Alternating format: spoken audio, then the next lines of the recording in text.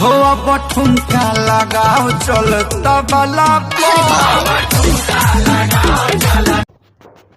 Hello नमस्कार दोस्तों, आज आपको एक बहुत बड़ा अपडेट देने वाला हूं। जो खेसारी लाल यादव जी का एक गाना वायरल हो गया है, जिस गाने का नाम है दीवाना बदमाश हो जाई।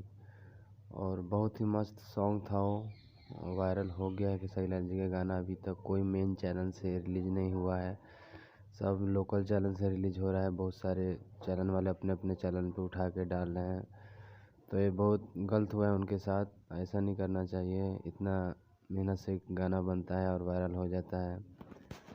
तो बहुत अच्छा सॉन्ग था, दीवाना बदमाश हो जाए, देखिए। और उसके यही गाना सेम टू प्रमोद प्रेम यादव जी गाए हुए हैं, ग्लोबल म्यूजिक से रिलीज हो गया हुआ है। तो ऐसा नहीं होना चाहिए। और बहुत मस्त सॉन्ग है, जिसका राइटर थे अखिलेश बाबा, जो बहुत ही मस्त राइटर है। बहुत सारे गाने खेसारी लाल जी के लिखे हुए हैं और आगे आएंगे। तो इस गाने को ज़रूर प्यार दुलार आशीर्वाद दीजिए। इसी पे समाप्त करते हैं। धन्यवाद भाई।